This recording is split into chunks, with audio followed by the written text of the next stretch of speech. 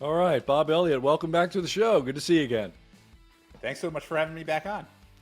You bet. You know what? I have to start this off by noting your pinned post on X, formerly Twitter, of course, and it's kind of badass. It's like it says, given the nature of this platform, it's hard to know what kind of track record folks have in making major macro calls. Here's a look at my track record over the last few years, thread, and then you've got a bunch of calls and stuff that you pose. And this was recent. This is like July 12th. So what something you got a bee in your bonnet about this? It seems like.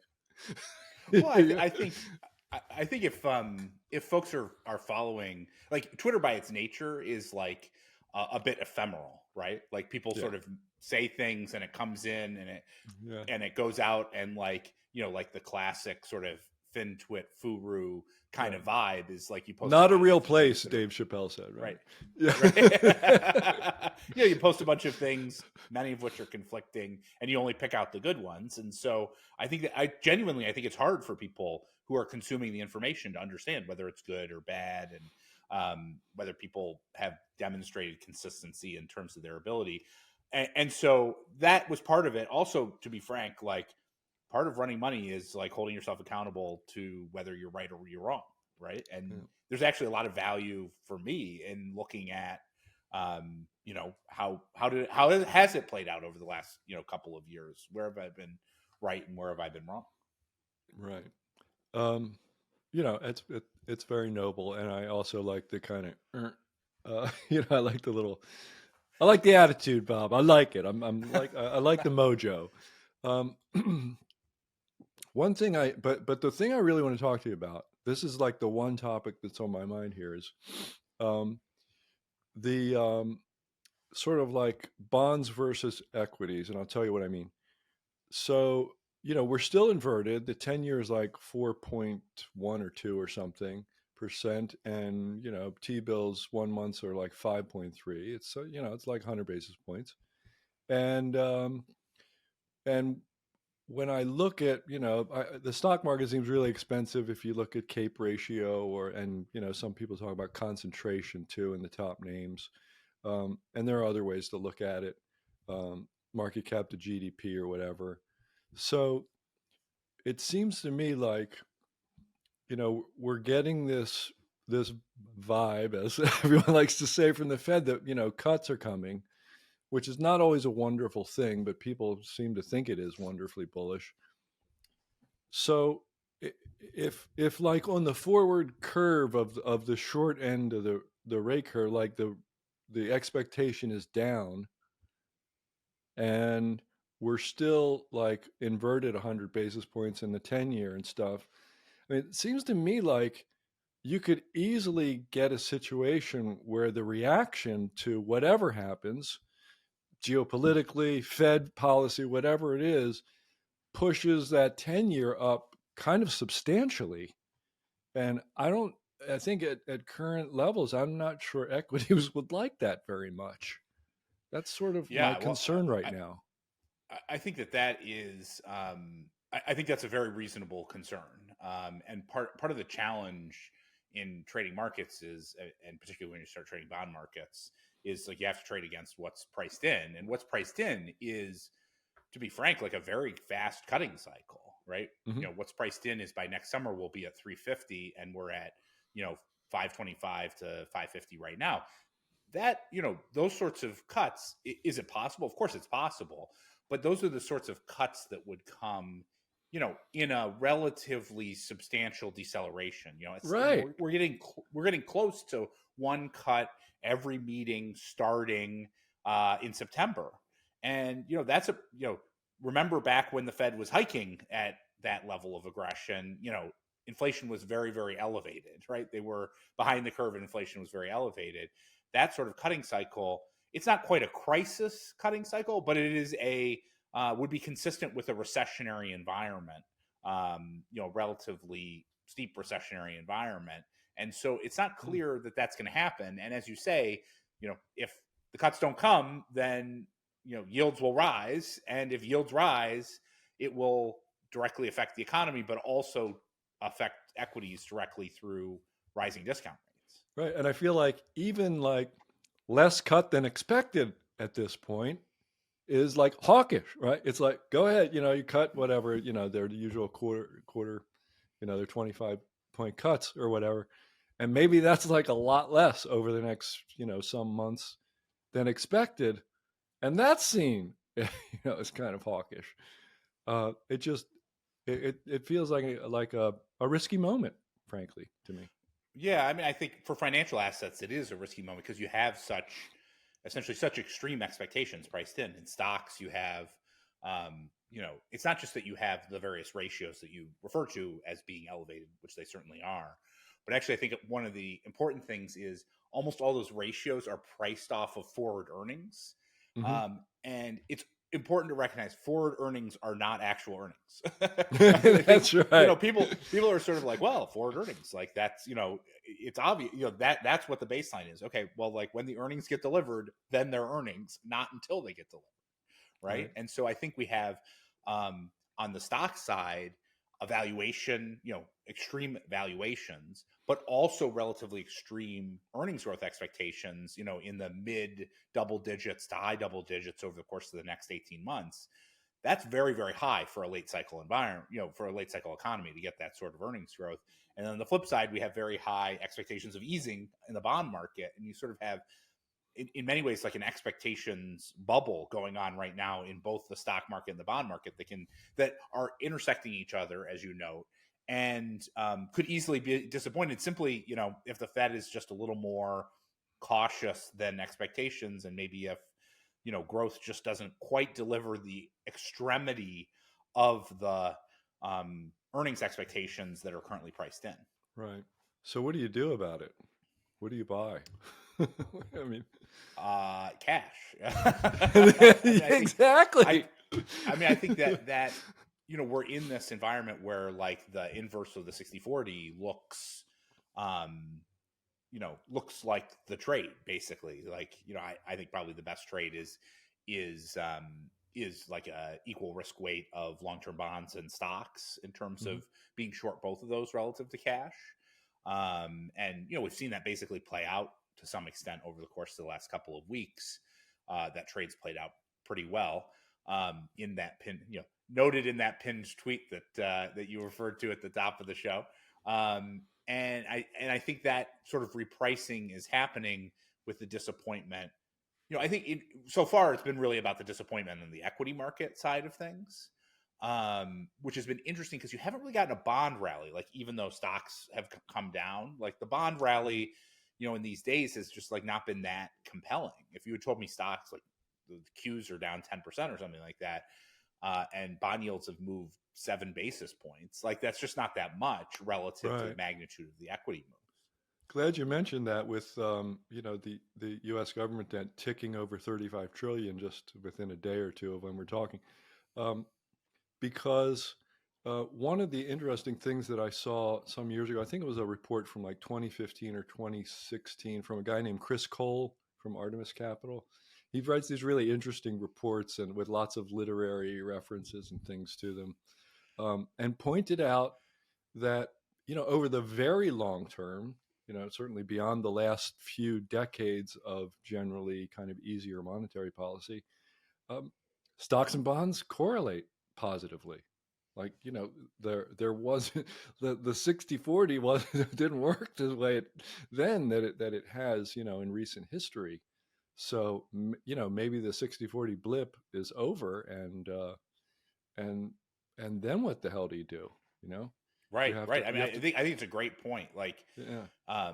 we all sort of have grown up in our professional careers just sort of seeing 60/40 stock, bonds balancing stocks, Hmm. and that may not be true, and in fact has not been true over very, very long periods of time. Right. That stocks and bonds have been correlated. I think the traditionally the one asset that has been less correlated to both of those is gold, of course. And so if you're building a portfolio, I mean, there's a strategic reason to hold gold, in terms of being a diversifier. And then there's also tactical reasons to hold gold. Like, I think one of the questions here is, let's say we get into an easing environment, I mean, we probably are in an incremental easing environment. Like, which of the two assets do you want to hold in that environment? Do you want to hold gold or do you want to hold bonds? Well, bonds are already pricing in very aggressive easing, and um, there's very large deficits, continued supply, very high outstanding stock of bonds, lots of buyers of bonds that are basically back up to their max positions in those, versus gold. Like, if you look, I think people will look at like the futures data, which is like trivial in the size of the overall gold market. Like go out there and talk to people who are investing. You mentioned gold, and they like look at you like you're a crazy person, Yeah. living in a cabin upstate, with your guns and water.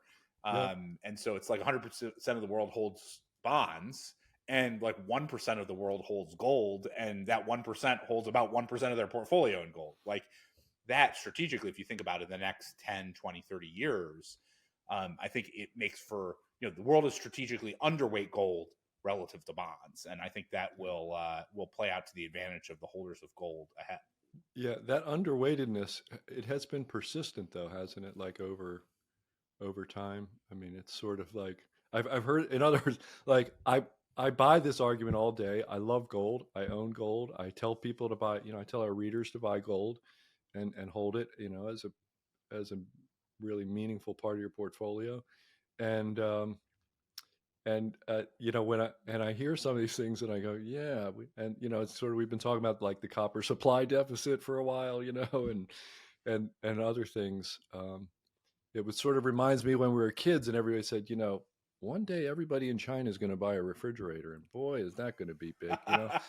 So, and it kind of happened, right? I mean, there was huge demand in the early 2000s, right? So it's I don't know. I don't even know what my point is. I just always Well, there's a little devil's advocate in me with everything. yeah. I think the question Mhm. is, how do you get over the hump, right? I mean, Yeah. that's um, and part of that is the continued challenge, like challenging of the status quo of the 60/40, and the reality is like the 60/40 has really only been challenged um, for a relatively short period of time over the last 15 years, right? I mean, it's basically COVID in 2022 where it was challenged, right? And so I think that's the base. The tide will shift here when we have a situation where stocks fall and bonds don't save stocks, right? That's where the challenge, that's when people are going to see what's going on. What do you think the prospect is of, and maybe this is something that illuminates that the shift or the issues with 60/40, moving ahead? Like, what do you think the prospect is of that we're in a higher inflationary period? I'm talking like multi decades, compared to what it's been, and that if the Fed cuts rates now, it's going to be kind of smaller because they're not going to be able to cut as much, and then we'll have that inflationary kind of rebound, and then that's where my head's at. I'm trying to figure out, like, all right, the Fed cuts now, and inflation's still higher than it has been in relatively recent history. Like, what happens next after that? Well, I think the idea that we're going to be in a higher inflationary environment ahead um, seems pretty compelling to me than the last 20 or 30 years.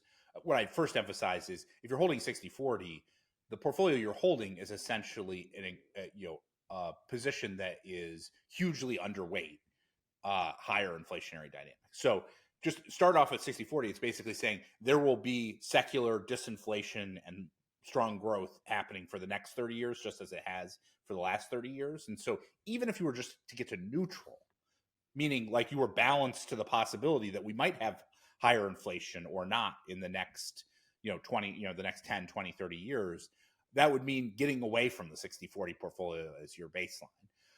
And I think there's probably compelling reasons why it probably is higher than average. That probability is higher than average because of the dynamics that we've seen. Like, basically, we had globalization and no conflict over the course of 20 or 30 years. Like, if you look at the conflict side of things, we basically had through 2000 through 2020, we had the lowest number of deaths in global conflicts per capita as we'd had basically in 1,500 years in the global economy. Now, am I predicting that it will necessarily go up? I'm not necessarily predicting that it'll go up, but it has risen, and I wouldn't necessarily assume that we would fall back to that trajectory. I was just reading the Financial Times today, and it's like a war in Ukraine, a war in Gaza, a war in Mali. Like how many? It's like war, war, war, war, and and that is important because wars are inflationary.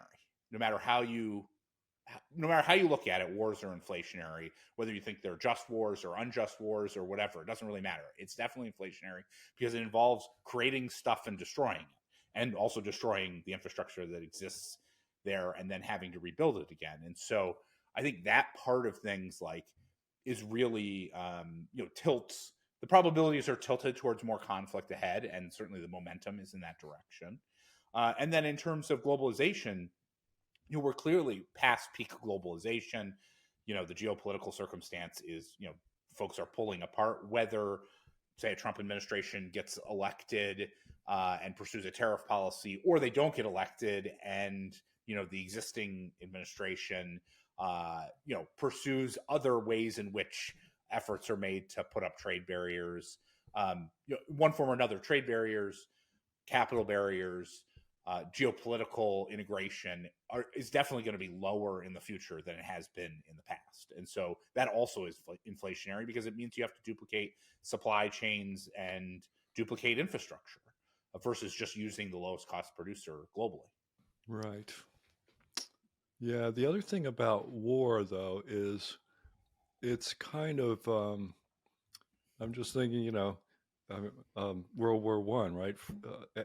You have this kind of century of pretty much, deflationary century, um, and the world expands, and the Industrial Revolution happens, and then you get some fanatical guy kills the Archduke and his wife, and every country in Europe is at war with you. It's like, who saw this coming even when it started? You just didn't see the magnitude of it even when that event happened, right? And war has it sort of discombobulates. It creates this potential for tail risk that other things don't have. It's worrisome. Yeah, I think for most, it's just important for any investor to recognize that whatever, their typical sort of portfolio 60-40 or the equivalent, like, it's just totally unprepared for a war environment. And so just imagine, like, if you're holding that as your savings portfolio, you're making a huge bet that there will be peace. Now, there could be peace, and look, I'm like, this is not an argument in favor of conflict or anything like that. Yeah, right. Peace is great. It's just that it is not necessarily by any means certain. And if anything, indications are moving in, are transitioning away from a global peace, to something that involves more global conflict. And so it's best to be prepared for a wide variety of outcomes, particularly if you're thinking about your savings portfolio. If you're saving over 20 or 30 years, like genuinely, like, who knows exactly how all of this is going to play out? So why make huge tilts in your portfolio rather than creating more balance? More balance. And to me, I'll tell you, you mentioned the two ultimate balancer. The ultimate balancer is cash. It's, to me, and gold too, I think, has a place there. Those, like, when I think about, over the years of the newsletter business, especially, there's always some marketing person saying, hey, when the market goes down, this thing will go up, won't it? And that thing will go up. And we can say that thing will go up and that thing will go up. And over the years, I've gone, okay, maybe. And now I'm like, nope, just hold cash, And I know, like, really kind of conservative value investor types who say, well, we did buy a few S&P 500 put options, just a little tiny, few bips of put options or something. But, we hold plenty of cash, et cetera, et cetera. But really, that's what I've learned over, decades at this, is that the balance you speak of, it seems that cash and gold are hard to beat. But But what else? You've got a lot more experience at actually running money. So Well, what does I think balance the look like to other, you? I mean, I think the other story, like if you're a long term saver, Mhm. the biggest threat you actually have to your savings is inflation, right? That is the biggest threat, eroding your purchasing power. And I Mhm. think too often investors don't think about how do you preserve uh, purchasing power over an extended period of time, and how do you reduce volatility related to purchasing power, right? So I think this has been actually a very interesting 3 years, because if you're a 60-40 Mhm. portfolio, or for instance, if you are overweight bonds, let's say you're getting near retirement and you were overweight bonds, you had a double whammy of bonds falling in value and inflation obviously rising substantially in value. Yeah. And you put those two things together, and that is killer for a portfolio, right? Yeah. And so looking at your savings portfolio and saying, not how do I optimize a nominal return, but how do I minimize the amount of volatility that I'm getting on a long-term real return, I think is very important. So a simple example right now is, if I'm thinking about a long-term savings portfolio and say I'm looking at Treasury inflation protected securities, they're offering a 2.5%, 2 to 2.5% yield, real yield, that pays that in real terms plus realized inflation. Now, is realized inflation perfect? Of course, it's not perfect. I wouldn't, but it's not worth getting too hung up on that. Like, if inflation's high, you're going to get paid more, and if inflation's low, then you'll be fine and you'll get that real yield accrual. That's a good asset from a long-term savers portfolio, right? Like, let me tell you, getting a guaranteed or close to guaranteed outcome of a 2 to 2.25% real yield over a 30-year time frame, it's pretty tough to actually beat that. Particularly when you think about the risk taking that would have to happen on top of it. Now, you still want to think about, like, there's still possibilities that the U.S. government could devalue those bonds in various ways. So you might Mhm. want to also hold gold and other assets, commodities and other assets in addition to that. But that's a good example of, if you're just thinking about nominal returns, you might say, let me go buy those bonds, those nominal bonds right now. If you're thinking about real returns and how to reduce real volatility, then you get drawn to assets like gold, tips, commodity plays, etc., that are much better at preserving purchasing power. Okay. Tips. Um, so I need, Very, you know, tips. Nobody talks about them, yeah, I know. but It's they're. like, I forget. Maybe we need to wake the listener up a little. Tips. Oh boy. Okay. Yeah. It's the most Well, boring, the critical thing with tips, asset to know. I think people just don't understand how they work. I think a lot of times, and it seems like, I don't know. That's a So fair maybe you could point. explain to people, maybe just briefly, how they actually function. How you're able to. Yeah, well, I think I think the challenge with tips is that they sound like an inflation protected asset, which they are, because tips pay you actual realized inflation plus a real yield. That's how they're quoted. That's what they pay. I think that the challenge that most people see with them or experience with them is, you think you have a inflation protected security. As an example, long term tips in the last 3 years have gone down 40 or 50%, and you're like, Right. inflation's up, tips are down, I'm confused, Right. I thought I Yeah. was protected from inflation, right? That's Exactly. But that's because tips are a real bond, a real yield bond. And so real interest rates have risen. So one of the challenges with tips, if you go back 3 years, was the real yield on those assets was negative, meaningfully negative, which means by buying those assets, you were locking in a destruction of your purchasing power. That's a bad asset to buy, just to be blunt. Like, Yeah. Right. there's lots of ways. For instance, if you just hold cash, like yielding cash, T-bills or the equivalent, if you look across countries, across time, typically offers a modest positive real return across countries, across time. So, like, why would you buy something that destroys your value in terms of the yield when you could just hold cash? But what's happened subsequently is that the real yield on those bonds has gone up a lot, right? Up Hmm. to that 2 to 2.5%, depending on the day. And because of that, now the expected future return of tips is very different than it was before. And so you're getting that real return on a forward-looking basis. And so that's why I think today they're a much more compelling asset class from a valuation perspective and from that inflation protection, certainly than they were a few years ago when they were basically locking in terrible returns. Right.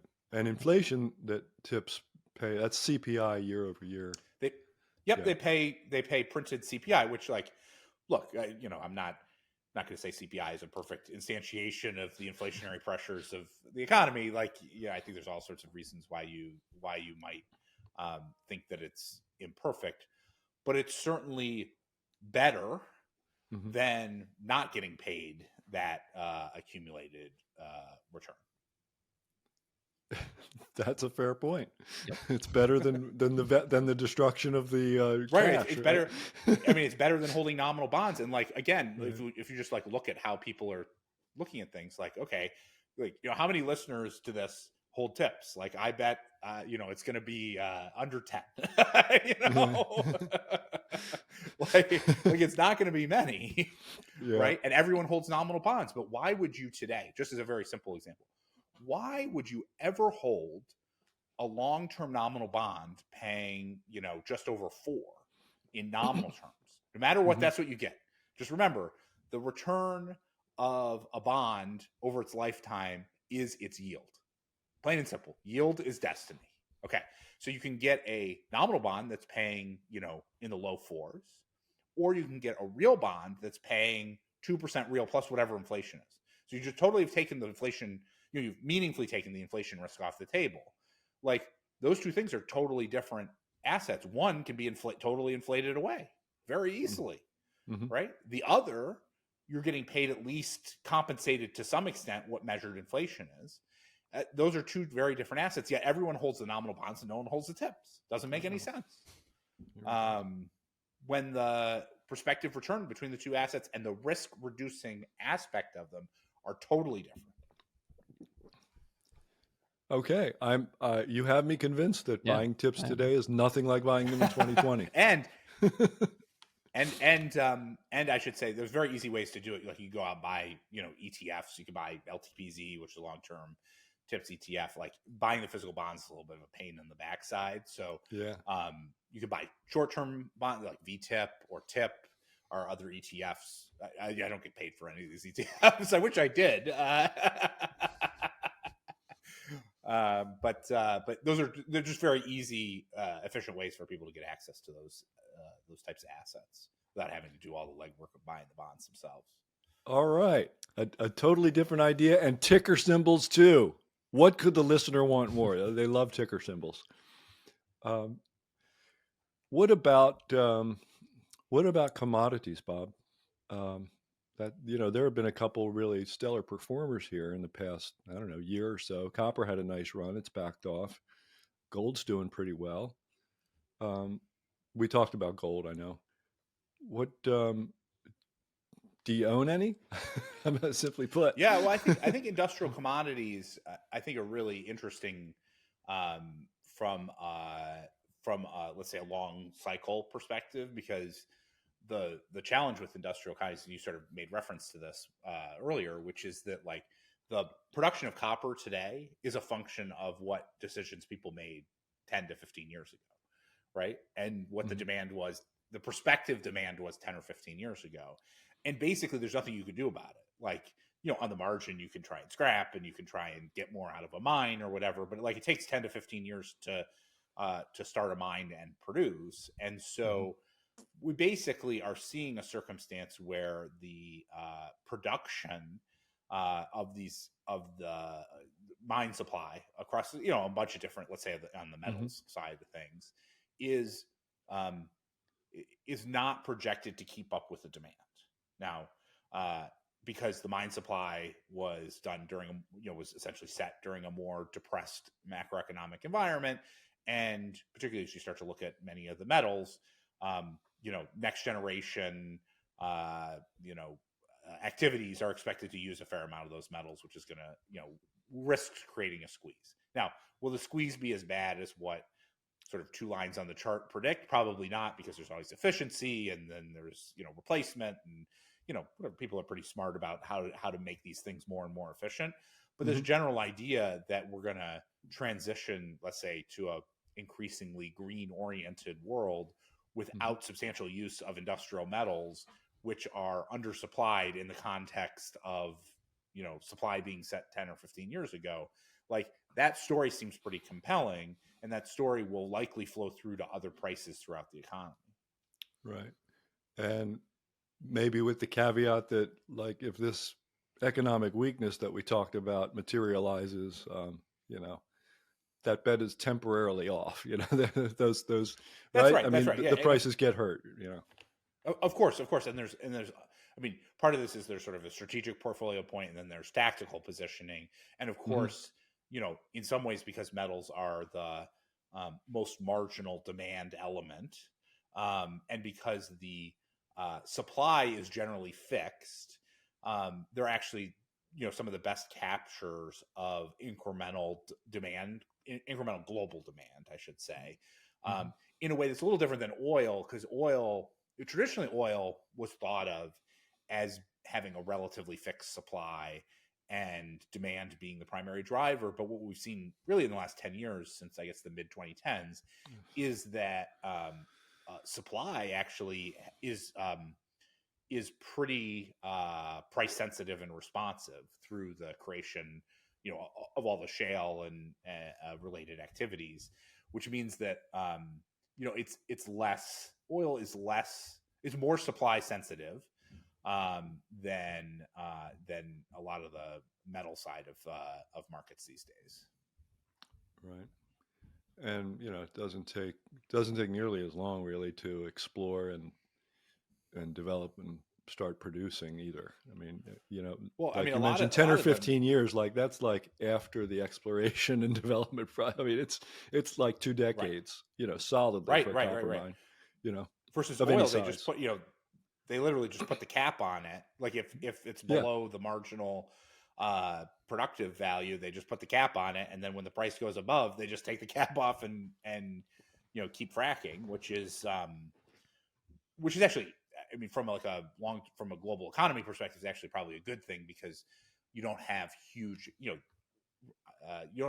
swings in oil prices, like, given the elasticities. Like, if you go back pre GFC, I'm sure you guys remember, like, when you had that $50 to $70 oil spike, right in the summer of 2008. Like, that's a Mm. pretty extreme. Yeah, Yeah. it's very hard for an economy to deal with. Yeah. And so, from a macroeconomic stability or volatility standpoint, it's actually a pretty good thing that the U.S. in particular has created enough, let's call it agile supply, Hmm. that's helping constrain the extremes of price movements. Not to mention, from sort of a geopolitical standpoint, the fact that the U.S. is now, by far the a large producer in the market means that that you know the U.S. is less reliant on external imports of oil than it has been. I mean, really, since probably the post World War II era. Right. Um, and do you, we've discussed over the past couple of years the idea that governments generally favor so-called green energy and like to make a villain out of fossil fuels in particular, and that that is a general kind of discouragement against developing new supply, and they've set these dates: 2030, 2035, 2050, these things. um, and it kind of discourages the kind of long-term investments that you need to make. Like, it might take the supply is agile. It might take less time, to explore, develop, produce, whatever. But the investment isn't a 5-year investment, right? It's for new oil supply, right? It's decades, hopefully. Um, and that generally discourages the development of that supply. That's been a kind of an important narrative. It's that's been like a market moving narrative. It seems like to me, in oil and like copper and things. Yeah, I mean, for it's interesting, at least in the U.S. context.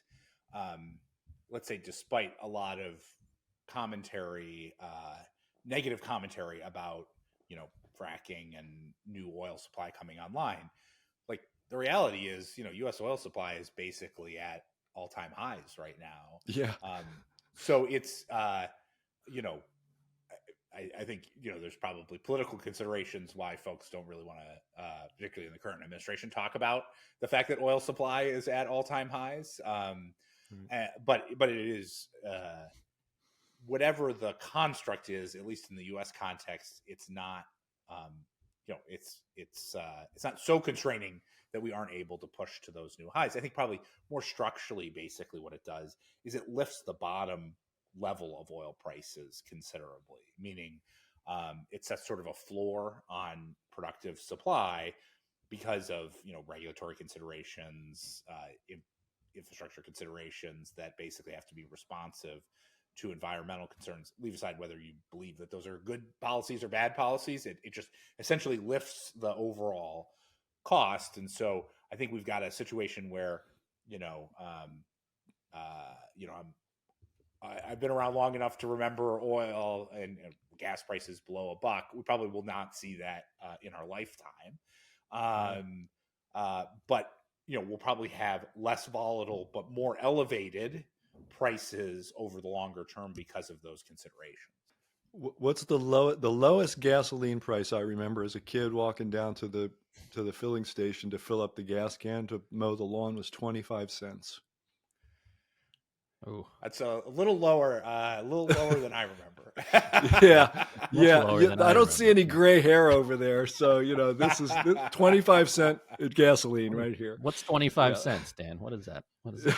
Yeah, what is that? That's right. 2 bits. I love it. Yeah. Back when they carried coins. Yeah. That's right. And there was like real metal content in them too. Yeah, there you go. Yeah. All right. So, rubber meeting the road in the portfolio then for commodities. Where would you be today? Well, I think it's important to recognize when you're investing in commodities, you're not investing in spot commodities in general. You're not investing in spot commodities. One thing I'd say is one of the ways you can get access to these exposures is by looking for resource companies. Mm-hmm. And I think resource companies are actually very, very interesting. Like in the context of, we started off by saying the overall stock market is relatively elevated in terms of its valuation. Resource companies are not elevated in terms of their valuation. They're actually quite moderately priced from a long-term perspective. And particularly if you think more structurally that commodity price pressures will exist, that's a good place to be. Most people are at least in the last couple of years, have become very overweight tech and growth and AI and all that stuff, and underweight like stuff coming out of the ground.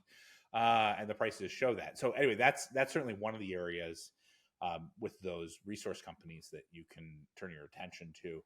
In terms of investing in the commodities directly, very important to recognize you don't invest in spot commodities. You invest typically in futures in one form or another. And so things like roll costs do actually meaningfully influence your returns. And so you just want to be careful about not bleeding returns by having high roll costs. And so there are different products that are out there that look at that as an input into determining like a good commodity index, sort of a good financial commodity index that can be a good savings vehicle where you're not sort of bleeding away the roll costs over time and still getting access to the volatility of the individual, to the price movements if they occur, to the upside price movements. So that's one of the considerations that you want to have there. I'm hoping Bob's discussion, I'm just talking to our listener right now. I'm hoping Bob's discussion of roll cost kind of like discourages you and just makes you want to stay away from futures and stick to the producer, the really good, producers that we've been recommending. I think there's lots of good reasons why the producers can be a better, just like an easier thing for people to deal with, rather than getting too much into the nuances of the financial engineering of futures roll costs and things like that. Okay, so Bob, I feel like I'm just aware here that I feel like I've been calling the tune here for this whole talk, but I'm starting to wonder, well, I wonder if I had just started out by saying, forget what I think. What's on your mind? Would we have wound up in a similar spot in this conversation? Well, I think the interesting thing is the primary thing in my mind is that possibility that both stock investors and bond investors are going to get disappointed over the second half of the year. And so we started. Your Okay. nagging worry is Yeah. is my top macro trade for the second half of the Okay. year.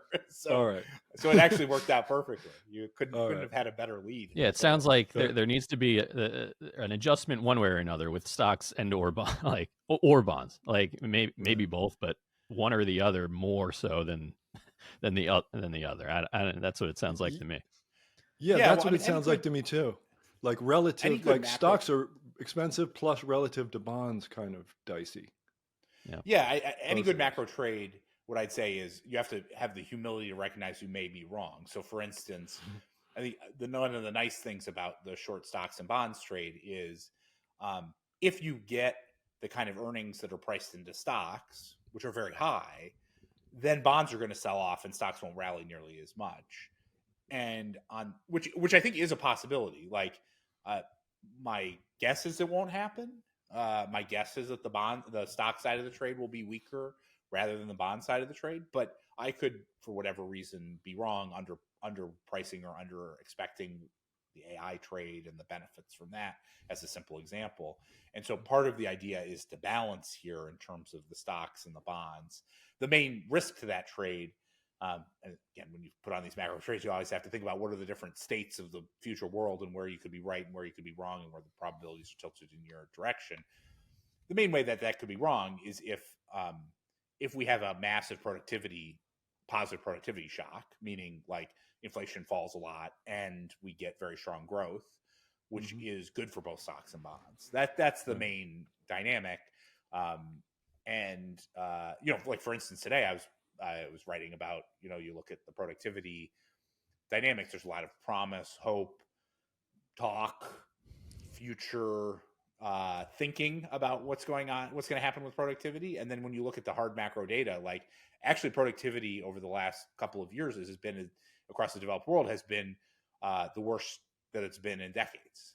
And so I don't see it, but it doesn't mean it might not happen. But that's the main risk. Yeah, it's Right. funny. And I there was was going to one ask you post about that. specifically about Yeah. AI in regard to that. Yeah. I was going to ask you about that. You said the promised AI boom may be coming in the future, but for now, it's looking like a yawn from a macroeconomist perspective. That's right. When macroeconomists see flat lines, they don't get too excited. I think,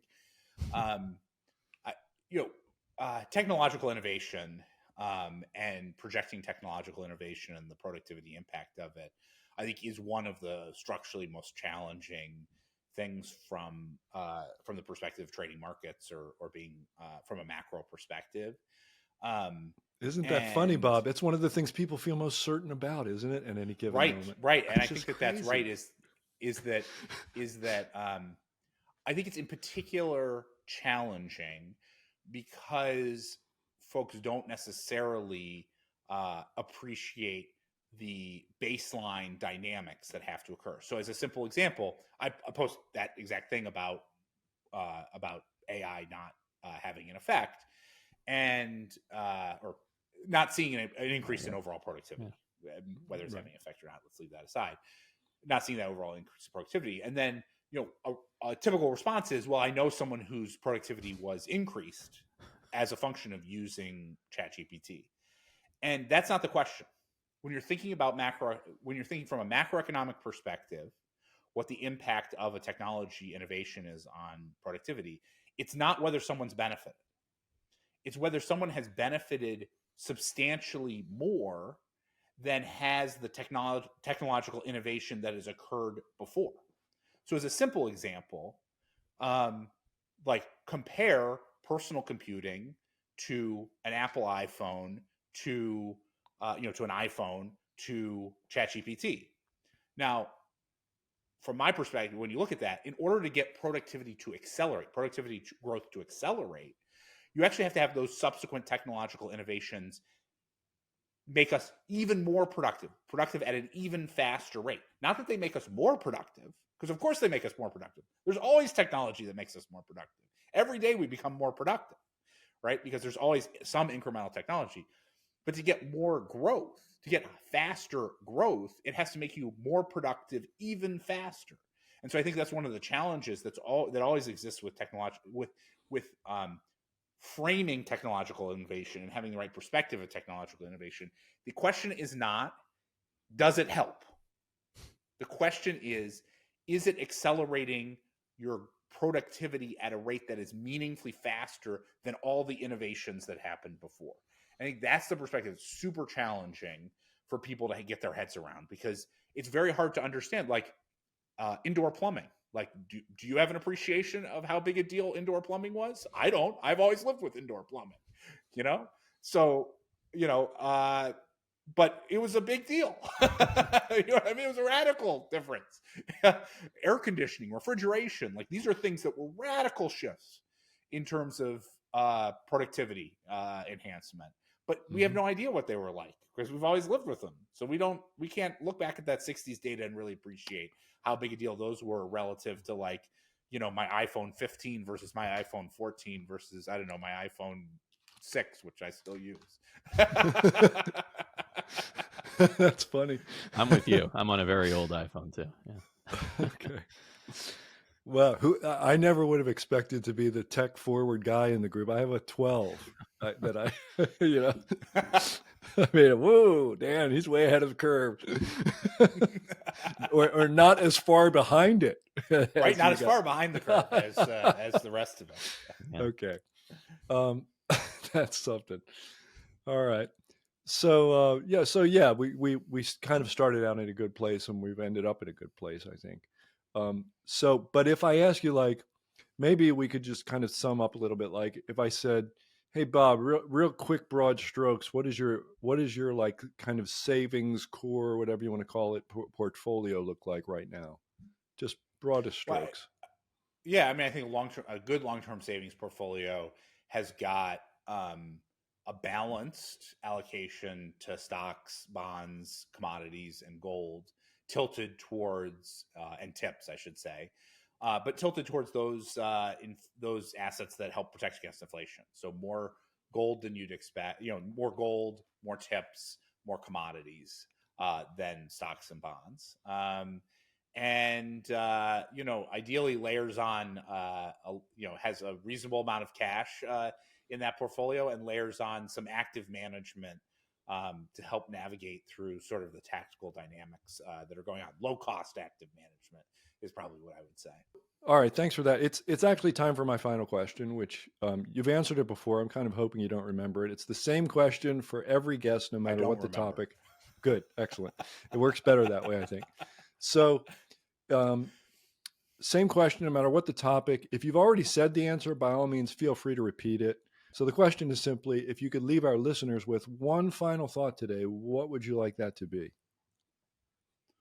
Well, I think the biggest thought is don't assume that the past 10, 20, 30 years are going to be how the next 10, 20, 30 years are going to play out. And that it's just really important in terms of building a longer term savings portfolio, compounding wealth, which is really, for the vast majority of people who are watching this and are investing, right? It's not about the tactical trades of what's exactly priced into December 25 SOFRs versus how the Fed's going to behave. It's about building and compounding that wealth. And while prudent asset management and prudent savings always feels too conservative relative to the shiny thing, it's over time the thing that is going to build wealth, build you to a retirement point that you can feel comfortable in. And the way you're going to get there is by making sure that you're well prepared to a wide variety of outcomes, because what happens in, what the future holds is very uncertain. And so it's time now to start to be thinking about how do you prepare yourself for all the different outcomes that could come, particularly ones in which inflation erodes your wealth and savings portfolio. And so that's the key. And so it can often seem foolish. We talk about commodities and gold and tips and all these things, and that risk seems far off. But it could, I think 2022 is a good indication that it could come faster than anyone's prepared for, and you want to be prepared for those possible outcomes. I hope there are many Ferris Report readers listening to this, because that preparing for a wide variety of outcomes, I've hammered on that, and in our Stansberry Daily Digest once a week, I've done it too. Just hammered on this, like, prepare, don't predict. Prepare for a wide variety of outcomes, and I've just beat it to death. I mean, I've beat it to death. So I want everybody to know. Look, Bob's smarter than me. He's richer than me. He's younger and better looking. He's, it's like everything, more experienced, handling money for other people and stuff. So take it from him. You don't take it from me. Take it from him. Thank you for that. Awesome. Excellent answer. A+. I appreciate it. Yeah. All right. Thanks a lot, Bob. I always enjoy talking with you, and I hope we'll do it again soon. For sure. Thanks so much for having me. You bet. Opinions expressed on this program are solely those of the contributor and do not necessarily reflect the opinions of Stansberry Research, its parent company, or affiliates.